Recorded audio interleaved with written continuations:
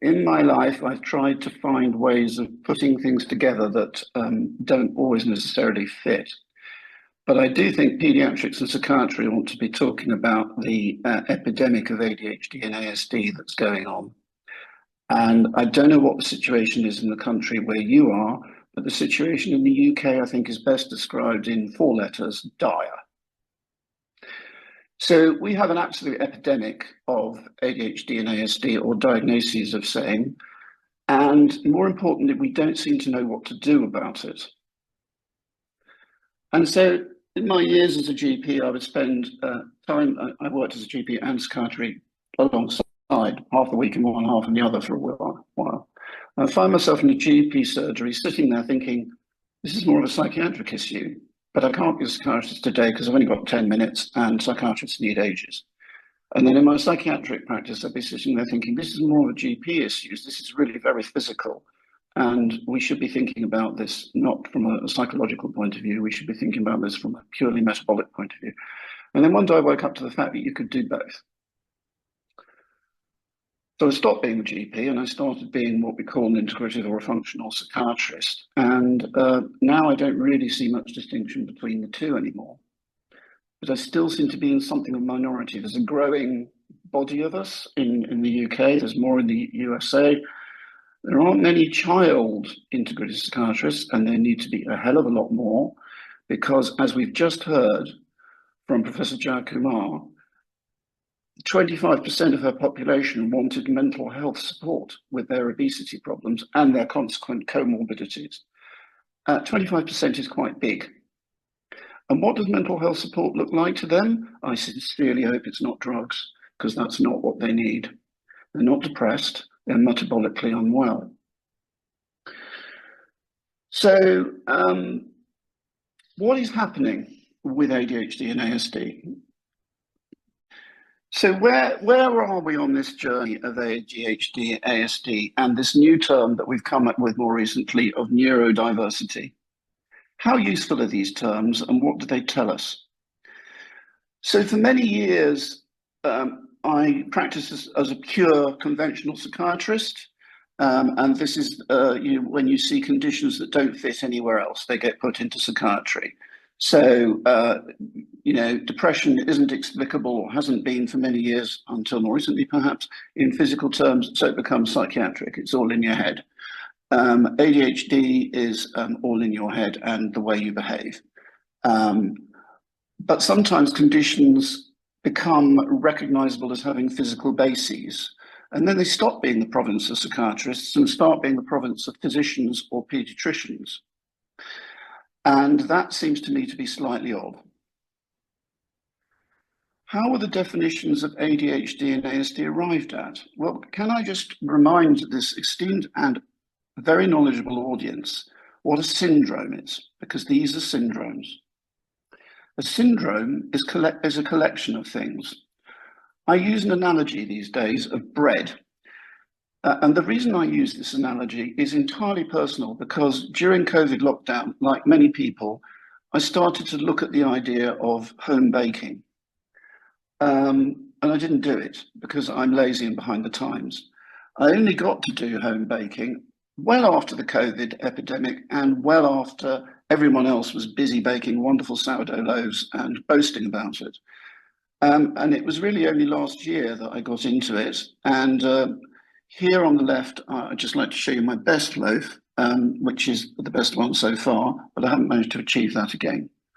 What is it about bread that's important? Well, there are many sorts of breads. There's bread that has flour, water and salt, that's sourdough. There's on the extreme right here, Polish potato bread, which is made from potato flour. In the middle, we have carta de musica, which is the Sicilian, very thin, crispy bread, or is it bread? Imagine there's a bread committee, and the bread committee gets together and they have to decide what constitutes bread. And they decide that it's basically 6 features that you need, that you've got to have if you're going to have bread. We won't say what they are. Some of them are likely to be flour and salt and water. And if you've only got 5 of those features, it's not bread. If you've got 7 of those features, you're all right, it's bread. So what about Jaffa cakes? There was a very famous, if you don't know what a Jaffa cake is, it's basically a biscuit that is sort of soft on the bottom. It's got a layer of orange gooey stuff in it and then some chocolate on top. And it's a very traditional biscuit within UK culture for some people. And for a long time, they weren't sure whether it was a cake or a biscuit. And this was important because the tax on cakes differed from the tax on biscuits. It would make a hell of a lot of difference to the manufacturers, McVitie's profits, if they were classified as biscuits. And it was proposed in court that they were cakes. And the clinching argument, which won the case for the manufacturer that it was indeed a cake, was that biscuits go soggy and cakes go hard when they stale. And Jaffa cakes go hard, so they didn't have to pay the tax. So you see how important definitions are, and also how arbitrary they are. Imagine that you are someone with 6 symptoms of ADHD, for it is the DSM committee, is it not, that creates this particular definition. 6 out of 9 cardinal features must be present for ADHD to be diagnosed, and you may have an inattentive or a combined subtype. Now, I don't know how many of you as paediatricians struggle with the diagnoses of ADHD, or whether you depute all that to your psychiatric colleagues. It's a bit messy in the UK. A lot of my paediatric colleagues do diagnose ASD and ADHD. Some of them don't. Previously, it would have been down to psychiatry to offer that service.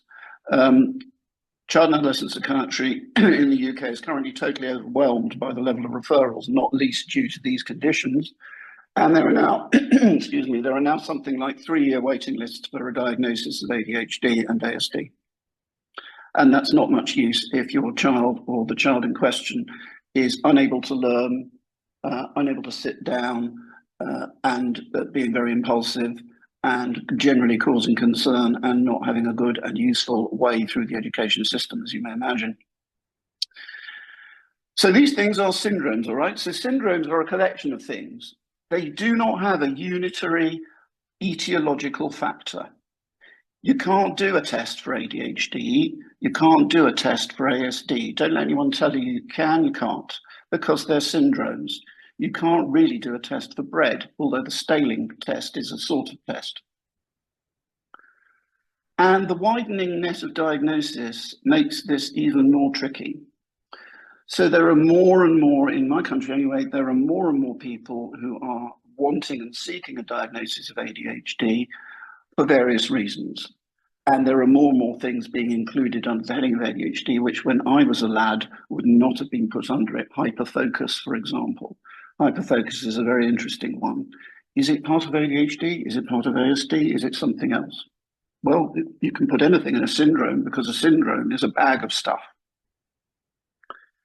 You just put things in it and you write a label on it, and that's what it is. And I often talk to people about how I no longer see a diagnosis of ADHD or indeed ASD as being a particularly useful label, because it is a bucket with ADHD written on it. And you get into the bucket from all sorts of different directions. There are lots of reasons why you can't concentrate. And inattention is just a symptom. Why might you not be able to concentrate? Well, you might be anxious. You might have a processing difficulty. If you've got a processing difficulty, it might be to do with your working memory. You don't actually store things very well in your working memory. Or you can't move them across to do something with them in the other bit of your brain. That's processing speed. Or you can't output the information that you've processed and made a decision from. That's executive dysfunction. These things are all different, and they all end up being labeled as inattention and ultimately ADHD. Well, that's just silly. I've just literally put this slide in as Professor J. Kutnar was talking, because I thought, I don't have many facts, and I need to give some facts to my audience about this, because it's only polite. And here is the example of what's happening to ADHD diagnoses in the UK. Actually, this is done on the basis of stimulant medicines prescribed. And on the left, it's 2018, and on the right, it's about now. And here's ASD. Now, I know as well as you do, I hope, about the arguments in relation, for example, let's take ASD, autism spectrum conditional diagnosis. And the arguments run something like, well, we underdiagnosed it before, so we're much better at recognizing it now. Oh, no, it's not that. It's actually going up. Why is it going up? We don't know. I think all these things are important, but actually I do have a suspicion about why it's going up. It's a combination of things, and also it's very popular. Now, I am not downplaying the importance of the diagnosis for many people, and we'll talk about the importance of diagnosis in a minute. But diagnosis is a route to deciding how to help people. It's not a thing in itself. The point of diagnosis is that as doctors, we sit around of things, if you're talking about syndromes, occur together, and certain activities and actions and interventions help that to improve. That's the point of diagnosis. It's not to have a label. Well, actually, these days, there's another point to diagnosis, certainly in the UK. The point of diagnosis in the UK now can often be to access resource. So particularly in the education system, we're in a complete mess in the UK. We're struggling to know what to do with what we call education healthcare plans, which are assessments that parents and associated children with them like to secure, because it opens the door to additional resources in the education settings, which are squeezed beyond belief and don't exist. But the only way to get money, for example, for one-to-one support in a classroom, if a child needs it, is to get an EHCP, and for that money to come as a consequence of that. I spend a considerable part of my clinical practice now dealing with distressed parents who have children who are not learning or not fitting into the conventional mainstream education system, wondering how on earth they're going to go and get an EHCP and what will happen if they can get one. And it takes them a year or more anyway. That's when they've got a diagnosis. And that took 3 years in the NHS anyway. So that's why I end up in the private sector, seeing lots of people to do that. But does it help? I don't really know. The other push within the UK, and I don't know what it's like where you are, but the push in the UK is that instead of having separate special educational provision for children who need it, we're going to put them all in mainstream. And that just doesn't work. I'm sorry, government, it doesn't work. There are children who need something other than that. ASD type children often need quiet, well-regulated, small, sensitive environments with low ratio of children to staff, and particular knowledge of their difficulties and likelihoods of meltdown and how to manage that. You just cannot do that in mainstream, but that's enough of that. That's a whole other argument. So what is, for example, you'll notice that in this talk, I'm just using ADHD and ASD, not interchangeably, they're definitely different things, but I talk about them as though they are part of the same phenomenon, because for me, they are. And I'll say more about that in a minute. But what is autism spectrum disorder? Well, how I think about it now is neuro upregulation. What do I mean by that? I mean that, and particularly in girls, who I see lots of, and I do see more girls than boys, and that may say something about referral patterns or acknowledgements of difficulty or expressions of distress or disease, whatever, however you look at it.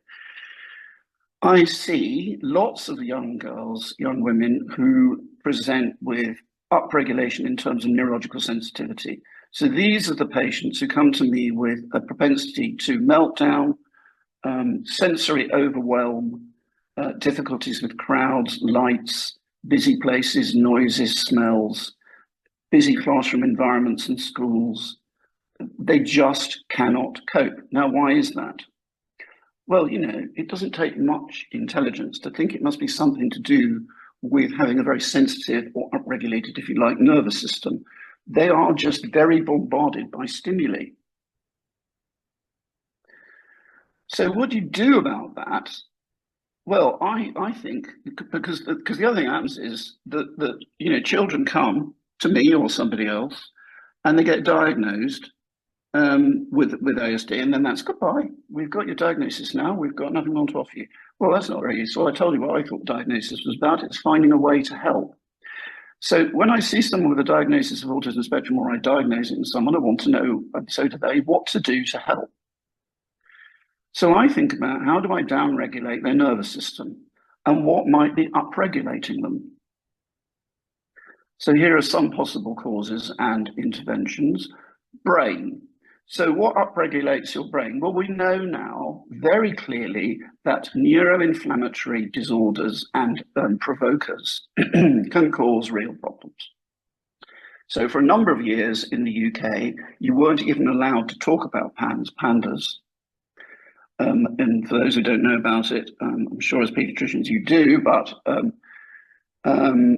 these are conditions that are said to be due, usually in first instance, to inflammation caused by Streptococcus, and they definitely exist, and they're definitely measurable, and they are also to some extent treatable. Now, it's clear that this is something to do with dopamine upregulation, basal ganglia, and it's very nasty. It can be very, very unpleasant. So these children become extraordinarily anxious after they've had this and produced autoantibodies, which are the cause of the problems. And very anxious. They have huge separation anxiety. They have downregulated appetite. They often have OCD. They lose academic skills. Classically, they stop being able to write and do maths. And they are just very, very disabled. And it can go on for ages. And it must have been around before. And in the old days, I think people probably used to say, oh, it'll get better. And I suppose sometimes it did, but sometimes I don't think it did. And so that, for many years, I was very scared of treating pandas because in the UK, you weren't allowed to believe in it. And if you did, you were sort of drummed out of the army. And people were severely disciplined for treating children with antibiotics for this condition. Now, following a debate in Parliament in which this condition was recognised, it has now become okay to talk about and, more importantly, treat this kind of condition.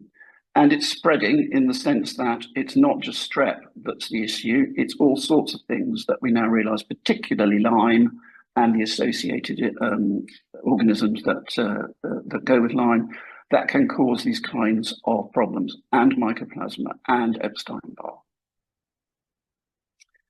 Just giving antibiotics may help, but it doesn't always sort it, and it becomes very difficult. I'm going to just do a side swipe into pandas here. Please don't give them steroids.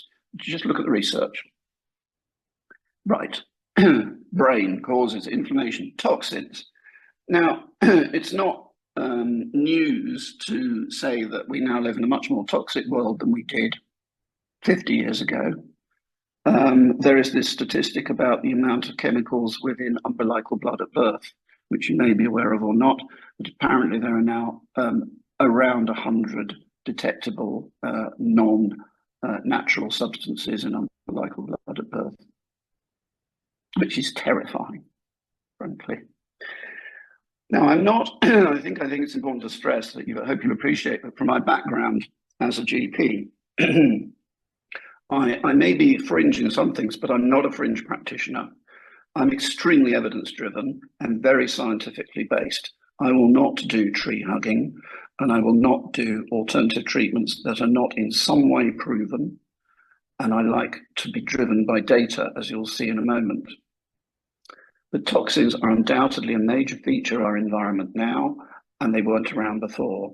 And I think that's a real reason for brains getting messed up, to put it non-technically. And I would include amongst that molds, but I won't go there today. Right, so nervous system, vagal tone. So we've really begun to understand the importance of the vagus in terms of how it manages our whole body and brain and life. And we used to just think it was about breathing and digestion and leave it at that. We now realize that this is absolutely central Vagal tone is absolutely central to the arousal level in the nervous system, and increasing vagal tone is often very useful in terms of quietening down overactive sympathetic nervous system with the associated issues. Gut, it is no longer fringe to say that gut health is connected to mental health. It is now mainstream. Microbiome was a word that nobody knew 15 years ago. Now you can't go into a supermarket in the UK without being bombarded with microbiome-friendly foods. And personally, I think that's quite a good thing, but it may have gone too far. Lifestyles. Professor Giacomo talked about screen time. For those who don't know, we've just had guidance from the government in the UK yesterday, very helpful guidance, saying that, under 5, you shouldn't expose a child to screens for more than 2 hours a day, and probably in company, and under 2, you shouldn't expose a child at all. Thanks, government. Thank you very much. I think we kind of knew that. I think we also kind of know that social media is probably not really a good thing. It's only taken 15 years for governments to start talking about that. Lifestyle, sleep. I mean, the sleep disruption in my patients is phenomenal, and it's not all down to screens. It's a combination of things. Nearly every patient I see, I'm thinking about how to help them sleep. And by the way, it's not melatonin. It's about rhythm, natural sleep, refreshing sleep. Education systems and expectations. Well, I touched on that already, so I'm going to move on from that. So what is it about genetics and the nervous system setup, in other words, prenatal influences, that may be relevant? So let's have a look at a case. I do a lot of genetic profiling and testing these days. This is a particular profile that I use called the life code profile, and here is the serotonin pathway. Here's tryptophan. You eat it in your bananas, your chicken, your turkeys, your avocados, your nuts. At amino acid, it's essential amino acid. You have to have it, as you know, and it turns into 5-HTP and then serotonin, which is said to be one of the main factors in governing anxiety and depression, neurotransmitter. These are the genes and enzyme complexes associated with it. So, and if you have a green dot after a gene, it's an average normal population finding. And if you have a red dot, it's different. And if it's red, it can be more active than the average, up arrows, or less active than the average, down arrows, so down-regulated or up-regulated. And yellow is halfway in between. Technically, it's heterozygous and like a traffic light. And nothing changes. Of course, these are genes. These are for life. No one's all green. That would be weird. Everyone's a mix of things. And it's the interaction between your genetic template and the environment around you that produces the results. Epigenetics. So this person, for example, has a somewhat downregulated VDR gene. Yeah, so it's only yellow, this one actually. I thought I had an example with red. Imagine this is red. So if they were red, they would have a markedly downregulated vitamin D receptor VDR gene, an enzyme complex associated with it. What does that mean? It means they're less sensitive to vitamin D and they need more of it to make this step happen. Here are the cofactors that you need for the step to happen. Vitamin D is one of them. Purple things promote a step, orange things block it. And in the UK, if you go to your GP and you're lucky enough to get a vitamin D test, they often don't give them to you these days because everyone got mad on them in COVID and asked for loads. If you're lucky enough and you've got a level of 52, they'll say you're okay because the low limit of normal is 50. But if you've got a VDR gene that's set up like this or red, 52 is not enough. You need more. If you're red, I prefer to see it around 100 because you need more to hit your receptors to make them work. And if you don't have it, you won't make enough 5-HTP and you won't make enough serotonin. And that next step on that is melatonin. So this person, if they were red, even if they were red, is probably all right if they live in the UK. We've got some sun and we make enough vitamin D to be going on with and probably never know about it. They go to Norway for 6 months in the winter where there's no sun for 6 months and they don't eat any fish because they don't like it. It's quite tricky in Norway not to eat fish, but imagine they do. And they don't get any dietary vitamin D. They're going to drop their level of 5-HTP, drop their level of serotonin and melatonin, and they will get depressed and they won't sleep. That's the interaction of genes and your environment. Here, they've also got an upregulated IFNG alpha gene. What does that do? Well, basically, for the purposes of this discussion, it takes you over here instead of here, particularly if you've got cortisol, for which reads stress, or inflammation. And I've just spent 5 minutes talking to you about the importance of low-grade inflammation. So you can see that there are things that will pull you away if you have the setup. Here's the red one. So this person has got a lowered VDR gene and a lowered TPH tryptophan hydroxylase 1 gene, which is the main enzyme that converts tryptophan to 5-HTP in your gut. And the gut is where we produce most of our serotonin. Upwards of 85% of the body's serotonin is in the gut, and the vagus ships it up to the brain for use. So here's the direct link between gut health and serotonin in your brain.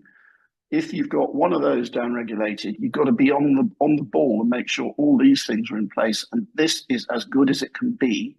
BH4 is a folate derivative. You've got to make sure they're all lined up like little soldiers on the deck, because if you don't, you're in trouble. Here's the melatonin, and this is what you pee out when you've finished with the serotonin. And this is a setup I often see, particularly in my ASD, ASC clients. This is the dopamine cascade. Up the top here with some other amino acids, and here we are producing dopamine, which then goes on to make noradrenaline and adrenaline, which are the three neurotransmitters of import on this page. Dopamine is the one that gets implicated in ADHD. When we give stimulants, we're basically increasing the level of dopamine, or the amount of time it hangs around and its impact on receptors. And that seems to help people to concentrate more. Ask anyone how stimulants really work, and they can't tell you, because all this is actually fairly speculative. I've tried to work out, for example, this is the dopamine receptor D2 gene setup here, which is said to be important for this process.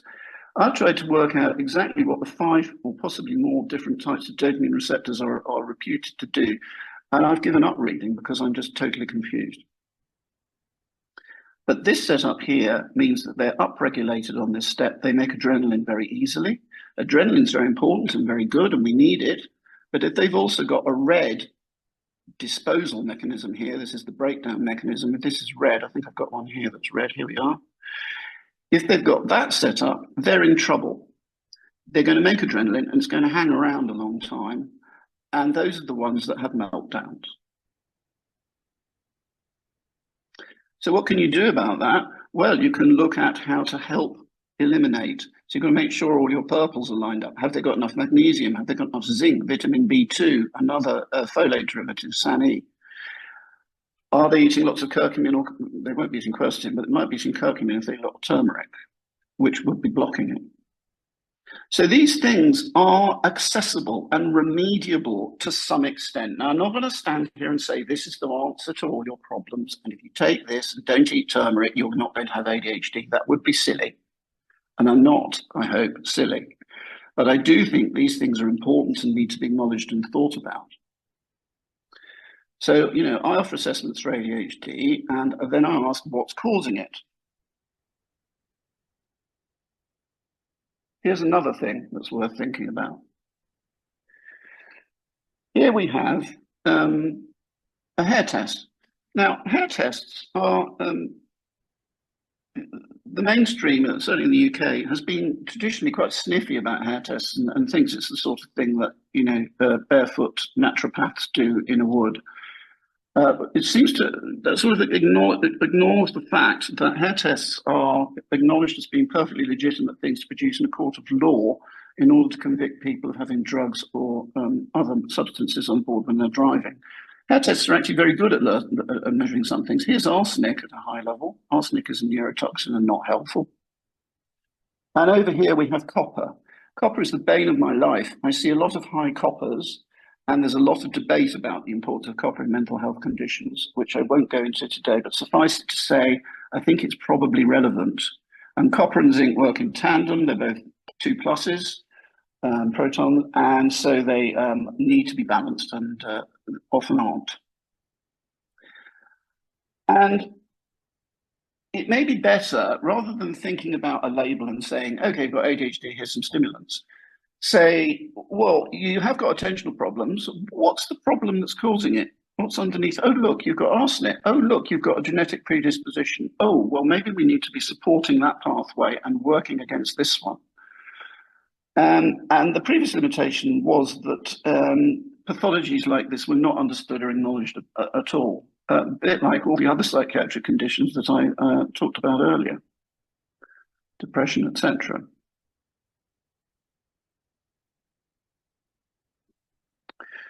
So is it time to rethink these categories? As I said to you, I see autism spectrum females with neurosensitivity every week. ADHD, there's such a heterogeneity of causes that it's hard to know where to begin with this thing.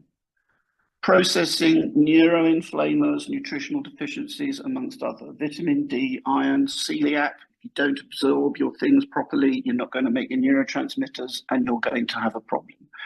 B12 and folate deficiency, never mind frat and leucovorin, I'm not going there today about autism. That's a rising spectrum on the horizon. So what are the action points? Well, I think we need to change the questions. We need to start asking, what are the causes? We need to change the investigations. What could be underlying this? We need to tailor our treatments to the cause, not a single approach, though I would never want to be without stimulants. Okay, I don't want you to think I don't prescribe stimulants. I do all the time, but I hope that I prescribe less stimulants and in lower doses than I otherwise would if I didn't think about this. It's both. It's not one or the other, it's both and. And who? Because if this really is metabolically and physically determined, like many things turn out to be, is that my job or is it your job? Or should we just be seeing this together like in the good old days when we have multidisciplinary thinking about these things? So I would suggest we have some new diagnoses. I would suggest we have sensory sensitivity syndrome, because that's what I'm seeing. I suggest we have attentional spectrum variants, which don't imply a cause and a treatment. They imply you need to look at it further. Hyperarousal with motor irritability could be a subsection of what is now ADHD and what's called hyperactive subtype, because motor irritability is a key feature in some people and not in others. So they're different. They're not the same thing. Connective tissue with attention difficulties. That's a really interesting area. So I haven't got time to go into that today, but the whole issue of connective tissue disorders and hypermobility and metabolic associations such as POTS, the trifecta as it was known, and its relationship with ADHD is a burgeoning area of research, and there is quite a lot about that going on at my end of the world. And finally, I just want to say neurodiversity. What is the use of this term? Well, if anyone can help me by defining neurotypical, I'll be able to tell you what neurodiverse is. No immediate answers. Okay. Does it help professionals and governments to have this neurodiversity term? Undoubtedly, because it means they can categorize people into areas of potentially need, but whether those needs are met is another matter. Does it help subjects, clients, patients? Well, the answer to that is sometimes yes and sometimes no. I struggle daily against simply bestowing labels on people and saying, that's it, you're one of them. But many of my patients tell me time and time again how helpful it is for them to know that they're not mad, that they're not weird, they're not a one-off. There are other people like this who've got similar problems, and I completely accept that. But I think the problem is when it becomes a march to some kind of blind thinking about what are the causes and therefore what it can do, then it is not so useful. So I will just say this. This is a colleague of mine who spoke about me and said what I do. I try to look beyond symptoms and see the whole child. I try to bring science to psychiatry and stop it being witch doctoring. And I also am about to go off and do my jazz piano course, which I've had to interrupt to give this very welcome lecture. And I'm very delighted to be able to share these ideas with you. And I look forward to receiving your questions. Thank you.